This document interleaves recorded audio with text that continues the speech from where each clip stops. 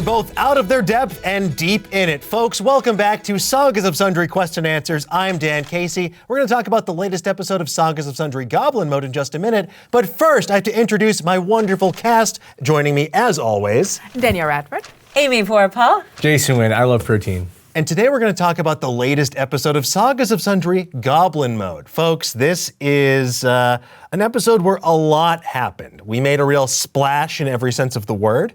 And I want to start where we should, at the beginning. And that is us falling through this magical mystery portal, or in Jason's case falling. We jumped on our own. And so we had some big changes this episode. We leveled up in a major way. We're level 3 now. Huge. Which it's nice. Like, Fibs now has 20 hit points, so he feels like he's not going to be felled by a slight breeze. But I want to talk about Danielle, your character, Bizzee. She made probably the biggest change of all this episode. What was behind your decision to multi-class into rogue? Yeah, it was just, so every decision I've been making with Bizzee very much starts from the point of, this is someone who, you know, there's that thing, born sexy yesterday, this is born skelly yesterday. She doesn't know anything, we've been cooped up in that dungeon, so she's learning about the world as she's going. And so much of that and a lot of the bardy stuff was like things of the world, music, other things maybe she doesn't know so much about, learning how to be charming, learning how to be a person, which is why her charm stat was so low initially. And then we had that great adventure where we did do the greatest heist of all time, in the journey to turn a kegger into a rager. And the massive journey, gorgeous. And so and then meeting the pirates, who again, seeing that community, that family, and the way it presented itself in multiple different kinds of ways, and really finding a connection with them and with their cool factor. And so that combination, along with being able to like be Kaya and like really freak out that elemental dork. All of those things. Yeah, so that's where we're at right as the episode ends, is Bizzee freaking out Palacious and having just gone on this adventure. Now we are on a pirate airship. And so as we go through and the portal is changing her, it just kind of deepens more of that feeling for, you know, like she really enjoyed the sneaking around and the stealing and the thieving. Plus, as Danielle, as the person playing Bizzee, it's like, you know, I could have done fighter, but then like that, you could just be a swords bard. Swords bard. Wield the axe and wield the axe. Yeah, swords bard. Swords bard. My sword. Here's my sword. You can have my sword and my axe. But so, you know, there are other combinations you could make that are kind of already things that you can do depending on which college you choose or which way you decide to go with being a bard. This one, it feels very complimentary with the performance. There's also the sneaky aspect of being able to do more ranged things. You know, I'm still debating on what I'm going to do. Probably going to do more swashbuckly things since we do have this ship. Right now we are in the water, so I'm feeling that's kind of Sloshbuckling. Sloshbuckling. And so I'm feeling like these are all choices that are, you know, carrying her forward and kind of where her not mine, because she doesn't have one, where her skull is at. I love that, though. I love especially it's like the lived experience of Bizzee, and it turns out she really loves doing crime, and she's good at it. So why not multi-class into that? Why not splash into that She's class? also like, if all of your friends were gonna jump off a bridge, would you? And she's like, yes, I would. Yeah, that sounds great. Where's the bridge party? Yes. We have a bridge party. I will be the best at jumping off this bridge. Yeah. It's such a smart choice because it's like, let's be honest, we love lying. We love to lie. Like, that's our thing. Super into it. And also, I think it's funny that there is that dichotomy between wanting to get gold stars and wanting to be the best.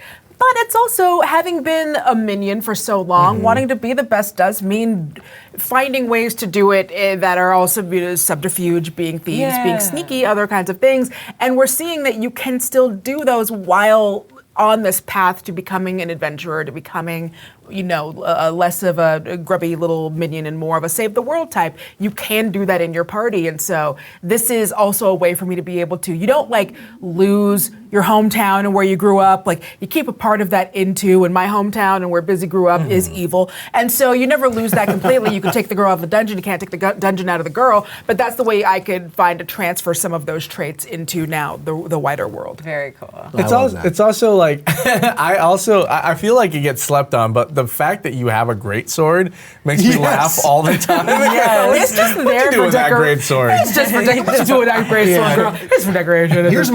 Here's my clipboard for business, but I also have like a berserk style great sword to use at a moment's notice. They never see it coming, and I think that's going to do a hell of a lot of sneak attack damage. So I'm very excited about that. Yeah. Sneak attack with a great sword is diabolical. Right, and also like that's what I like doing, like the shaping the bones in. Like I could use those as darts. I could also use those as weapons and ranged attacks and things like that. Well, we should get a stat block for the clipboard. I feel like it's obviously Bizzee's weapon of choice. Absolutely, yes, very proficient in clipboard, no problem. Oh, I just wanted to read the text chain for when we leveled up to 3 and Jason goes, Tippy is an artillerist and can magically create an eldritch, all caps, cannon that can have legs and follow Tippy around. And I respond, no period, what period, no.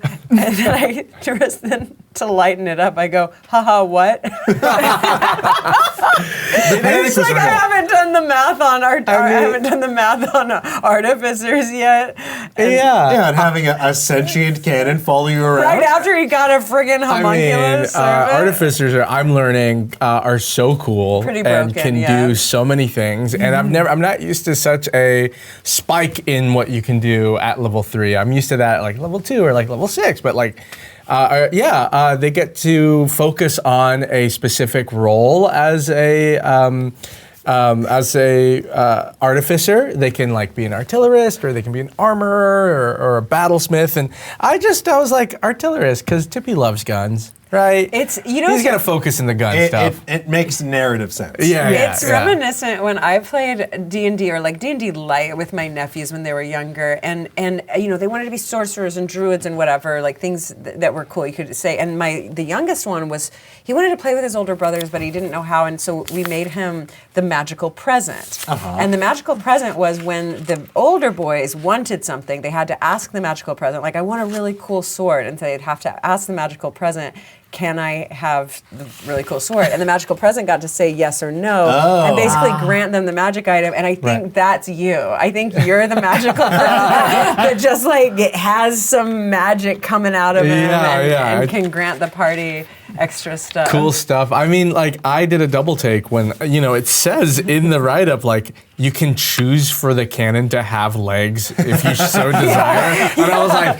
I love that. Why would you choose literally anything else than tiny legs? I texted you my double take. You definitely heard of the right to bear arms, but did you know that legs are also an option? It can move within up to 15 feet and walk around, following around. It can make saving throws and stuff. It can make saving throws. It has an AC. It leads a rich inner life. Yes. It has wants and needs, hopes and dreams. Well, I can't wait to see what Tippy gets up to. And Fibs, you got some more spells in that spell book. I got some more spells. I got even more wizardly. Yes. I haven't used any of those spells yet, so I don't want to spoil anything. I did tell Jason before this because I knew we were going into like sort of an underwatery area. It had been sort of intimated that might be the case. I was looking at my character list, and one of the options was air bubble, and I distinctly did not take it because I was like, it'll be funnier if I don't have that in my back pocket. Yes. Because then we'll have to come up with some other solutions to figure out how do we get this mouth-breathing goblin up to the surface. I mean that in a biological way. Thank you. I love it. That's on theme. That's like all of us being able to have cure wounds and none of us ever preparing it. I just haven't read the instructions and learned it yet. I was like, cure wounds? It's so expensive to learn spells. Yeah, why Where is does that? the gold go, Amy? Where does the gold go? Right into the weave. Sitting on all that gold. Yeah. Oh, like I'm the Monopoly Bank? The heist of the century. Yeah, when I say the marked got 30,000 gold pieces, I mean little old me. Also, this episode, thank God for you guys, because I'm terrible at riddles. And I was like, uh-oh, there's going to be 6 riddles? Okay, What am I gonna need to do? tell you that I sent these riddles to my family because I was like, I tried to make them I did write them all, so that was really fun. They're great. They're really Yeah. fun. But I sent them to my family to make sure that they were like, a little challenging, but with the word bank maybe not so challenging. No, I liked at the word bank that there was several things could apply to each one. Yeah. And that to me is like the mark of a good puzzle where you're like, because this happened to me, I'm like, I've like honed in, I got it, and I was wrong twice. And Yes. I'm like, damn. Yes. That was actually really fun for me. I was like, I get to do. Did you have a moment of damage. panic where you're like, oh no, they're dumb? Because I did. I had a moment of panic where I went, oh no, I'm dumb. I for sure did. I think y'all got in your heads. I also think it's easier. I will say that I think it's easier to do a riddle when the words are in front of you, written out. As opposed to me Definitely. saying Yeah. them, and you're like doing that math too. Well, the Because- Sphinx doesn't hand you a ride out. Yeah. But I texted it to my family, and they got most of them except for the laurel wreath. But I did. Take that, Amy's family. That one's a little hard but anyway, they were all like, I was like, oh, maybe they're more challenging than I thought. And then the one that got everyone and actually. Ren, the story producer, wanted me to change was the wings because it's made of many dead, and I was like, yeah, but hair and feathers are dead, and that's just something I know. Yeah. So what if like other people just know that? You're just dropping bird lore every episode. What is with you, Amy? No, birds and hair's You dead love too. bird lore. Welcome to bird mode. Yeah. Welcome to bird mode. I know that's for you, Tippy. Yeah, now I'll you'll figure know that out. you'll That, you're going to transform at a pivotal moment. Oh my god, I want to Be see like, that oh, beak covered in goo. I'm Yeah, covered please. in dead things. That's what birds are. They're covered in dead I mean, things. like, I had real panic because I was like, am I dumb or is Tippy dumb? Like, I don't know. Sometimes I'm like, Tippy's gonna make the wrong choice because he just doesn't know any better. But then this time I was like, I as a player do not know. I did have a moment of pain. Well, because as soon as I saw all of them, I was like, wait, is this going to be one of those things where every keyword on here is going to correlate to something else? Is there going to be like 6 different things? And I was like, there's going to be a lot of sorting. No. But you did wind up getting Candle at the end, and that was That was a good bit of That was deduction. a great That was save really, because I would have really never cool. chosen Candle. I would have gone Acorn till the day I died. I was Because those two things had hats. I Yeah, get that it. was and that was things why, had because hats. once we figured out that like I think that was that y'all figured out that the acorn had a little hat, and that's when I was like, because like a flame's like a little hat. Two little hat guys. You're right. You're right. Well, anyway, good job, y'all. It was really fun for me to make, and it seems very on brand D&D, which I never get to do. I haven't gotten to do riddles in a really long time. No, it's also nice to, as a player, to be like, we're in a dungeon that has a puzzle that we Right. have to solve. Of course. Like, classic gameplay experience. There's always one. And also the Yeah. room is filling with water, Yay. which will be fine, but Tippy and Yeah. I forgot about Loof, so thank God she went into your Yeah. diving suit, because otherwise...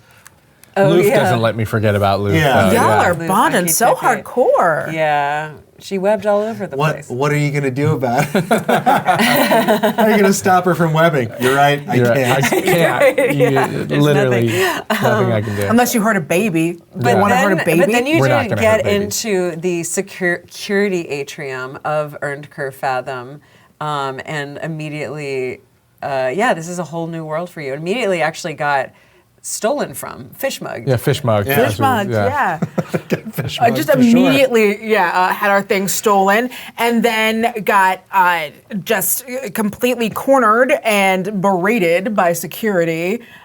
for not being from around these parts. Oh yeah, but before that we did have you got blasted.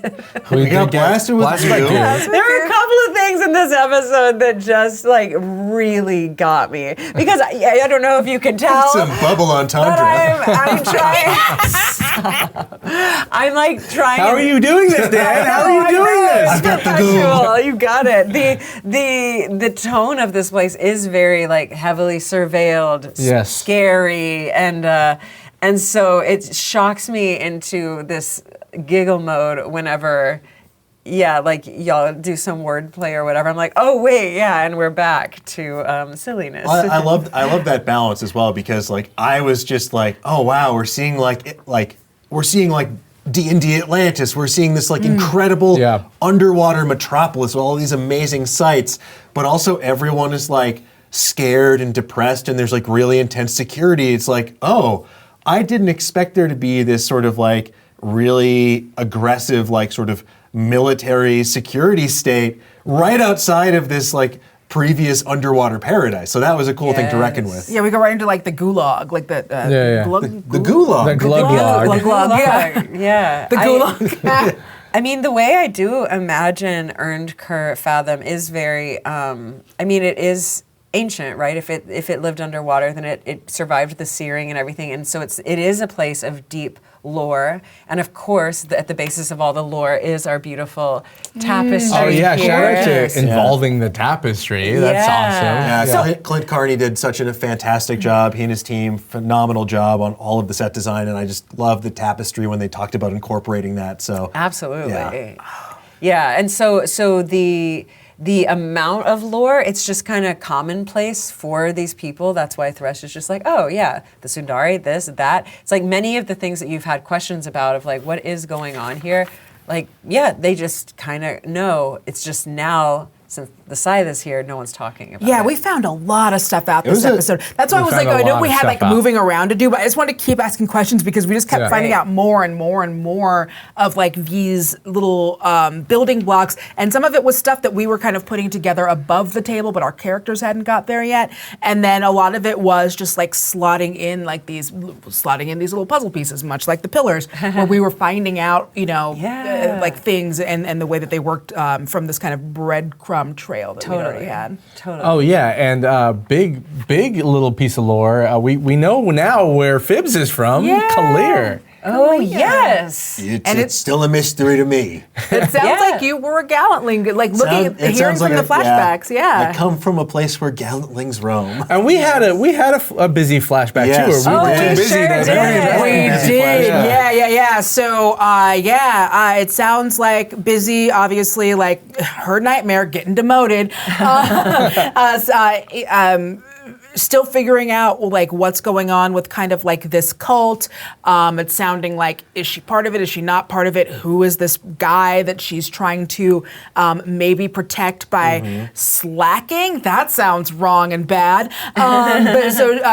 Trying to protect someone. And yeah, Bizzee's got a lot of that. We know she got kids. We know that she has this sense of duty and that she's not using it for some reason. And you know her race. Yeah, and we know that she's a dwarf. She's a dwarf, yeah. And she once had several beautiful beard braids, but now she is down one, which is really sad and like a huge thing in her culture. Which is like, of course, like I'm looking at the dwarf and like the like in the tapestry with like the circlet, and I'm like, that's really cool. Like, I wonder if that's something that like Bizzee knew about, because it seems like it would be something that she did if it's it feels from like her there's a folks and connection her for sure. culture. So that's interesting. Oh, it's so interesting, isn't it? It's all just so interesting. Y'all did make my little heart happy. This was I did plan on at least the geography location, Earned Cur Fathom, being a lore-heavy place that did have a lot of answers to questions, and it's really cool that in this episode, your curiosity did lead you down that rolled path. well for a change. Actually, For some a deception, some We saves. roll well on lore rolls, but not when it comes to like combat. combat You have to do deception. stuff. I know. Those We're the truth braves. seekers. Yeah. So what do you Deep in our think hearts. about Unzug being like maybe even a bigger player than you might have thought? Or did you always think that he was a big player? Oh, we always in knew the that game? Unzug was a big player. That's why we followed him. Yeah. Okay. Okay, good. Play on, playa. Game recognized game. I think there is a feeling, I think at least that's growing for me as Tippy of like, why is this happening to me? Like, why me? I just wanted to serve Unzug and like do my thing, but like it feels like these machinations are keep involving, you know what I mean? Keep like ruining my life in some way. Tippy had a great he had this great line this episode about like, what I'm tired of all these like cults and factions and overlords. They don't care about us, and like it was just like all of his anxieties spilling out. Finally coming out, just because he just wants to save Pecora. That's all he wants. Yeah. He's in a bikini now. I also love that you keep having him have to pass a wisdom save so he doesn't. Can I ask? A wolf whistle Did I roll for it to a suppressed boner? Like, what was that? What was that wisdom save? you were like, oh yeah, Pecora's in a bikini. Make a wisdom save. If you failed, you would have gone awooga. Awooga. Oh, suddenly you're holding a cushion over your privates. Like, Your eyes pop out of your skull. I think we'll find out soon Okay, enough all what right. that I was like, wisdom what was saving that? throw is for. I made an earlier wisdom save about her as well. Yeah, you had a DC 13. And I was remember wondering about that fondly. the whole time. Yeah. Yeah. Okay. Well, then you have to make a Constitution save versus protein. So you'll be Oh my god, the protein! Like I do know that I notoriously like giggle, laugh, cry, whatever. But that I don't think I've cried this entire time until this episode when y'all went off about protein. Because here's the thing: I know what protein or smells are protein. Yeah. That's like how you get Dan can smells. relate. and so my it's like finest acting to date. so there's like dumb shit in my mind. I'm like underwater, like how I think people can't, or like animals can smell protein. That's like dogs can smell like the protein, and so egg on my face for even breathing that word. Don't need to say No, it. say it, say it. No need to say it. No, it's So not go on my sheet. Yes. Oh man. Oh, Yeah. Bizzee's probably going to be really upset if we lost any of that, like, precious. Like, it's all washed Any of that out. precious Unzug essence. Yeah, that was the whole the point of getting the bed Unzug sheet. I don't know, maybe it'll be preserved because it's been salted now. Oh, my God, it's been Oh my cured. God. Yeah. Oh, y'all went nuts. Y'all went nuts. It on was that. just, in the context of the bed sheet, I was just like losing my mind. Yeah, me too. And then I also know that I'm covered in like really cool makeup, so I'm like trying to cry and do the thing, you know, like girls at weddings, and just like, oh, where's the tears, and not trying to get it all over my face. Anyway, that's the hardest part of Dungeons and True. Dragons is Not when you really. laugh so hard you cry, and then you can't. Then you're wearing cool makeup and you can't smear it. I can't argue with that. It is the hardest part. It's the hardest part of Dungeons and Dragons. The other hard part is remembering all the notes you wrote down in previous sessions. You're doing so good. Yeah. Well, it's because you'd say something and then I'd be like,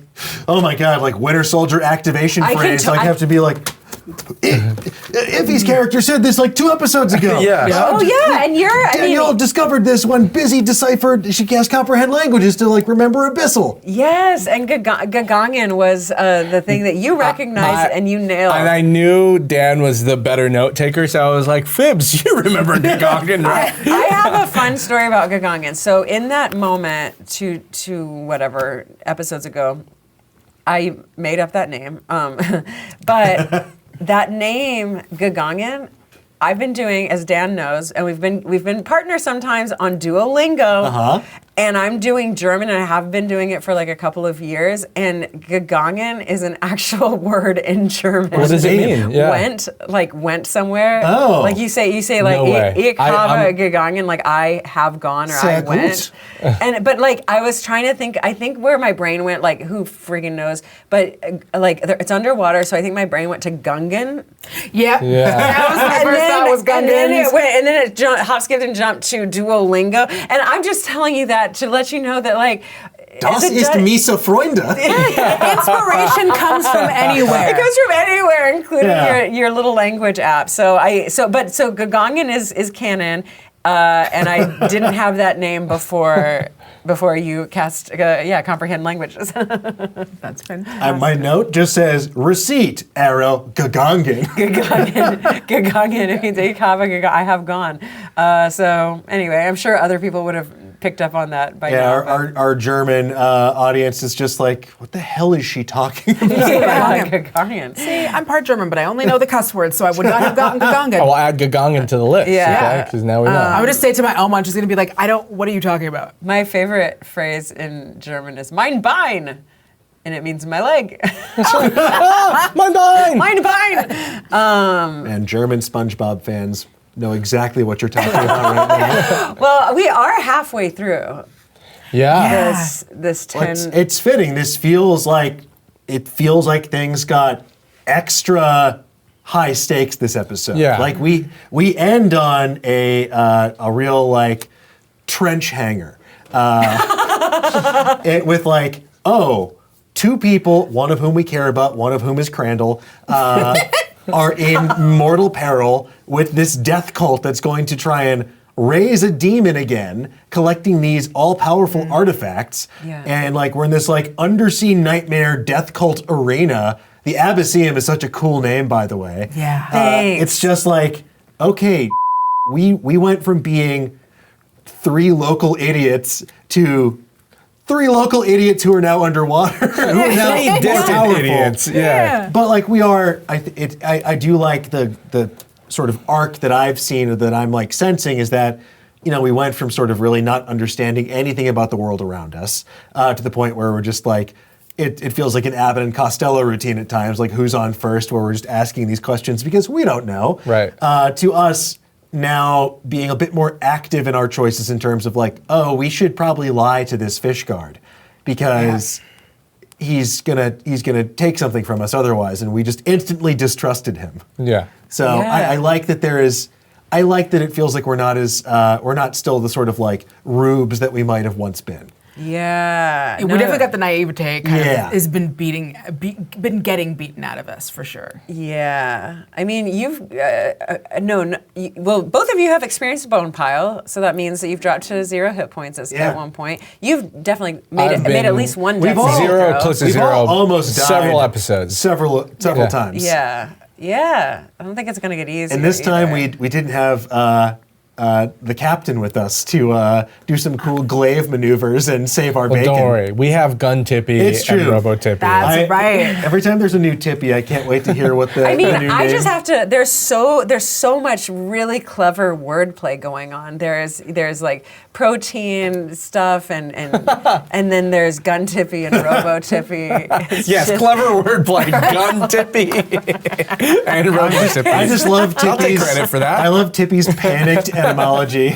Yeah. But he's just like, yeah, of course it's Gun Tippy. Yeah. Well, wait, didn't you give me Pippy. Pippy is my now a robot. Yeah, alter Pippy ego. is your robot name. Oh yeah, you are Pippy. Pippy is and my you're robot. Rippy. Pippy, Rippy. There's a lot of different Ippies up in here. Yeah, there's a whole multiverse of Tippy out there that we're going to encounter, which I can't wait to see more of. I'm just so stoked to explore this undersea hellscape, find out more about this death cult, and figure out how we pull off the heist of the millennium now. Even bigger heist with a person at the helm now. Two people, ideally. Two people in bikinis. 2 people in bikinis. And enough goo to go around. And on that note, we're going to wrap this episode of Quest and Answers up. Thank you so much for joining us. And as always, if you want even more Sagas of Sundry Goblin Mode, you can watch on Geek and Sundry or wherever fine podcasts are served. Thanks so much, and we'll see you next time. Bye-bye. Bye.